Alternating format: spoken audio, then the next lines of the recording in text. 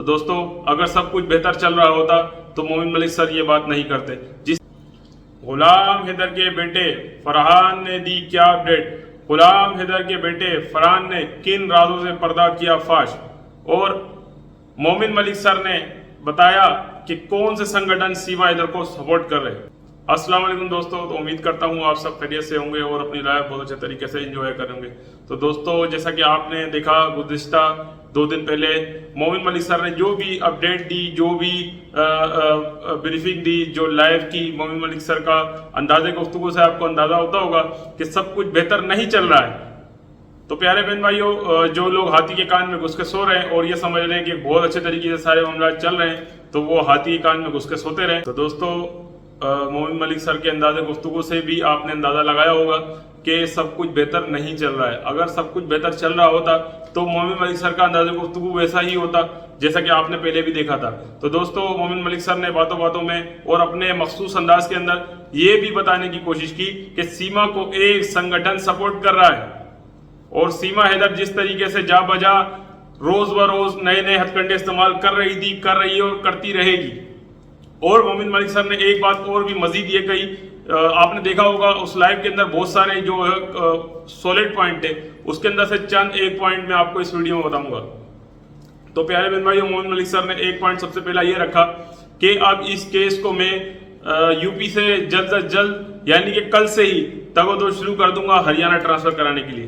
तो दोस्तों, अगर सब कुछ बेहतर चल रहा होता तो मोमिन मलिक सर ये बात नहीं करते। जिस तरीके से हमारे प्यारे बहन भाई जो हमसे नाराज होता है, हमने हमेशा कभी भी ना कानून के खिलाफ बात की है भारत सरकार के, ना पुलिस के खिलाफ बात की है।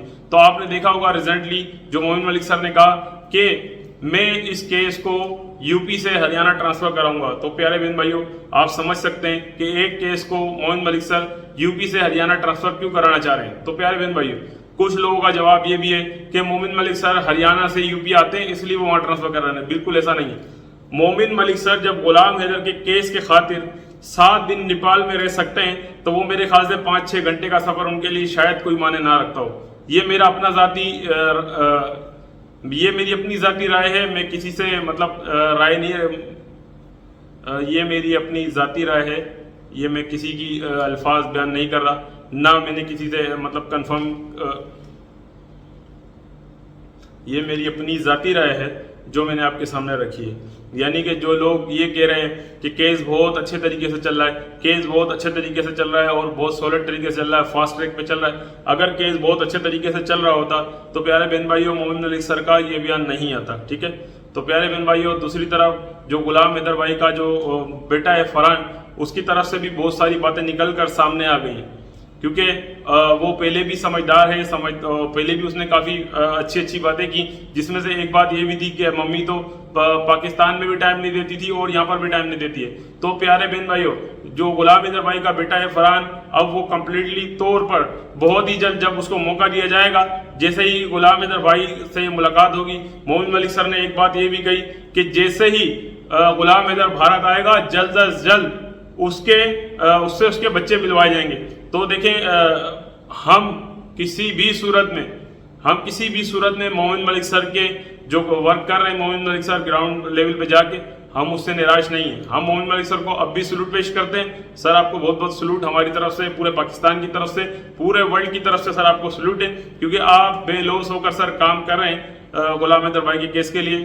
तो सर, जो बातें फैक्ट्स हैं वो मैं बयान करूँगा, क्योंकि देखें जो मतलब मोमिन मलिक सर जिस लेवल के हैं, जिस लेवल के लॉयर हैं, इतने बड़े लेवल के, तो उन्होंने सारी बातें को आपको खोल के नहीं बता सकते। तो उन्होंने मखसूस अंदाज में अपने बयान किया, और हमें समझदार के लिए इशारा काफ़ी होता है, तो हमें समझना चाहिए कि मोमिन मलिक सर ने उसके अंदर क्या क्या बातें की हैं। मोमिन मलिक सर ने पहला पॉइंट ये रखा था कि हम यहाँ से केस को ट्रांसफर करके हरियाणा ले जाएंगे। दूसरा पॉइंट जो मैंने नोट किया मोमिन मलिक सर का ये था कि चाहे उसका भैया हो, चाहे उसकी कोई भी सपोर्ट हो, यानी कि कोई भी सियासी सपोर्ट या संगठन जो इसकी सपोर्ट कर रहा है सीमा हैदर की, किसी भी तरीके से सीमा हैदर पाकिस्तान से जो आई हुई महिला है इलीगल, वो भारत में रुक जाए। तो प्यारे बहन भाइयों, कुछ संगठन ऐसा संगठन है जो कि जिसकी कोशिश ये है कि जो इलीगल आई हुई महिला, पाकिस्तान से जो आई हुई महिला है, वो किसी भी सूरत में भारत में रुक जाए। क्योंकि देखें दोस्तों, आप और हम जो मतलब जो सोच रखते हैं वो सोच तमाम लोग नहीं रखते। यानी कि आपकी और हमारी सोच कोई ऐसी नहीं है कि मज़हब की बात करें हम, हिंदू धर्म या मुस्लिम धर्म, मगर कुछ लोगों की सोच ऐसी, जो संगठन सीमा हैदर के पीछे काम कर रहा है, वो संगठन की सोच ये है कि कोई से भी यानी कि कोई दीगर मज़ाहिब के लोग अगर हमारे मज़हब में आते हैं तो हम उसको इस तरीके से खुला सपोर्ट करेंगे। यूं कह लें कि दूसरे लफ्ज़ों में कि बदमाशी लेवल के लोग, बदमाश लेवल के लोग सीमा को सपोर्ट कर रहे हैं। तभी तो सीमा ने बार बार प्रचार भी किया है कि मेरे पीछे कोई आम लोग नहीं है, मेरे पीछे कोई आम लोग नहीं है। तो दोस्तों, ये चोरों डकैतों का गैंग सीमा हैदर, सचिन, लप्पू, नतरपाल और जितने भी लोग इसमें, बाबा, और जो सीमा के घर की जो औरतें भी हैं, जिसमें से वो बबीता रानी और वो 64 दांत वाली जो छुपकली है, वो तमाम इसके अंदर शामिल है। और मोमिन मलिक सर ने कहा था मैं इस पूरे खानदान के खिलाफ कानूनी कार्रवाई करूंगा, जिसमें से एक कानूनी कार्रवाई मोमिन मलिक सर ने बबीता के खिलाफ भी की थी। तो दोस्तों, ये बिल्कुल भी तरस खाने वाले, जिन पे तरस खाया जाए, ये वो लोग नहीं है। जो लोग ये समझ रहे हैं कि ये शरीफ लोग हैं, ये फलाने लोग हैं, ये गरीब लोग हैं, बिल्कुल ऐसा नहीं है। ये कोई शरीफ लोग नहीं है। ये गुलाम हैदर के मासूम 4 बच्चों पर कब्जा करके बैठे हुए हैं। और प्यारे बहन भाइयों, आप समझते होंगे कि किस तरीके से गुलाम हैदर अब तक मतलब ये जिंदगी के दिन काट रहा है, जो कि अब उसके लिए मजीद आगे काटना बहुत मुश्किल है। क्योंकि प्यारे बहन भाइयों, गुलाम हैदर भाई भी बहुत सारी चीज़ों से अब मायूस हो चुका है। देखें, वो भारत के कानून से अब भी मायूस नहीं है, मगर जिस तरीके से, जिस प्रकार सीमा हैदर की सपोर्ट की जा रही है हर मामले में, जैसा कि आपने देखा मोमिन मलिक सर ने कितनी मेहनत करके 11 से 13 केस जो फाइल किए थे सीमा हैदर और तमाम इस गैंग के खिलाफ, जिसमें से 5 डिस्पोज ऑफ हो चुके हैं। यानी कि उसका मतलब ये होता है कि वो उनमें कोई भी किसी भी किस्म की मतलब सच्चाई नहीं कह लें या कोई सॉलिड केस नहीं है, कोई असलियत नहीं है, जिस केस की कोई हकीकत नहीं है, तो उसको डिस्पोज ऑफ कर दिया गया। तो प्यारे बहन भाइयों, आप क्या समझते हैं कि मोमिन मलिक सर ने जो भी केस किए होंगे, क्या उसमें से कोई ऐसे केस होंगे जो कोई कमज़ोर केस होंगे? मोमिन मलिक सर ने जो भी केसेस किए हैं उसके अंदर कोई ऐसा केस नहीं लगता कि कोई वो बेजा केस हो या कोई कमज़ोर केस हो। मोमिन मलिक सर ने जितने भी केसेस किए थे सीमा हैदर पर किए हैं, वो तमाम के तमाम सॉलिड और तमाम के तमाम शवाहिद के साथ वो सबूत हैं। तो यानी कि आप समझ सकते हैं कि मोमिन मलिक सर ने इतनी मेहनत से जो केस फाइल किए थे, उनमें से 5 केसेस डिस्पोज ऑफ भी हो चुके हैं। तो दोस्तों, अब मोमिन मलिक सर ने फाइनली जो हतमी फैसला वो ले लिया है कि वो इस केस को 100% यूपी से हरियाणा लेकर जाएंगे। तो प्यारे बहन भाइयों, आप समझ सकते हैं कि जब इतना बड़ा वकील गुलाम हैदर भाई का है, जो भारत के अंदर मोमिन मलिक सर इतने बड़े वकील हायर किए गए हैं अंसार बनी साहब के द्वारा, तो आप समझ सकते हैं प्यारे बहन भाइयों कि जब इतने बड़े वकील के हवाले से भी वो कुछ परेशानियों का शिकार है, मतलब कानूनी कार्रवाई के अंदर, तो आप अंदाजा लगा सकते हैं कि सीमा को कौन सा संगठन जो है सपोर्ट कर रहा है। क्योंकि देखिए, मोमिन मलिक सर इतने पायानाज के वकील हैं और भारत के मतलब कानून के हवाले से हर चीज़ वो जानते हैं। तो इसकी बरक्स अगर कोई और वकील होता, जैसे कि पहले हमारे रोशन अली दीन साहब जो पाकिस्तान में गुलाम हैदर के वकील हायर किए गए थे, इनके अगर वो अब तक होते इस केस के अंदर तो काफ़ी ज़्यादा मुश्किलात का सामना होता। क्योंकि जब मोमिन मलिक सर जैसे वकील, जो कि भारत की नागरिकता रखने वाले वकील हैं, जिन्होंने भारत की भूमि पर जन्म लिया है, और जब वो इतने परेशानियों का, दिक्कतों का शिकार है, तो मेरे ख्याल से कोई और वकील तो बिल्कुल ही, अगर कोई गैर मुल्की यानी कि पाकिस्तानी या किसी और ममालिक से ताल्लुक़ रखने वाला वकील तो बहुत ही ज़्यादा परेशानियों का शिकार भी होते।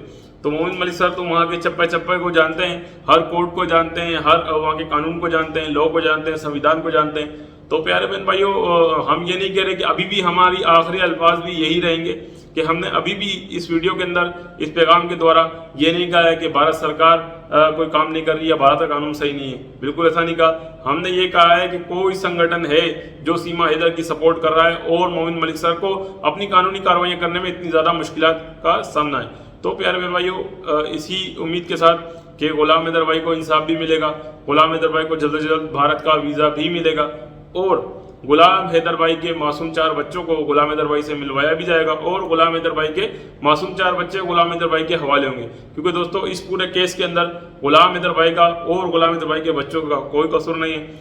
जो भी कसूर है वो सीमा का है, जो कि अब तक आज़ाद है। तो हम ये चाहते हैं कि जल्द से जल्द सीमा को डिपोर्ट किया जाए, डिपोर्ट ना किया जाए बल्कि उसको जेल भेजा जाए। तो जिस दिन सीमा हैदर को जेल भेजा जाएगा, उस दिन आप और हम सब मिलके बहन भाई आपस में खुशियां मनाएंगे। तो इंशाल्लाह रब से दुआ करते हैं कि जल्द से जल्द इस केस का हतमी फैसला हो। और मैं आपको बताता चलूं कि इस केस की नेक्स्ट जो तारीख है वो 1 महीना 2025 की है। तो खैर केसेस में तो देर सवेर होती है, मगर जो गुलाम हैदर भाई को अब तक गुलाम हैदर भाई के मासूम 4 बच्चों से ना बात कराई गई, ना उनसे मुलाकात कराने की कोई अभी तक बात हुई है। तो ये जो फिक्र है हमको समझ लें कि दीमक की तरह कभी कभी खाती है। तो हम बहुत ज़्यादा परेशान हैं और हमसे कहीं ज़्यादा 1000 गुना ज़्यादा गुलाम हैदर भाई अपने मासूम 4 बच्चों की वजह से बहुत परेशान हैं। तो खुदारा हम भारत सरकार से गुहार लगाते हैं कि जल्द अज जल्द गुलाम हैदर भाई को वीज़ा भी प्रोवाइड किया जाए और गुलाम हैदर भाई के मासूम 4 बच्चों को गुलाम हैदर भाई से मिलवाया जाए। आज की वीडियो करते हैं अख्ताम, फिर मिलेंगे नेक्स्ट वीडियो में। अल्लाह हाफिज़।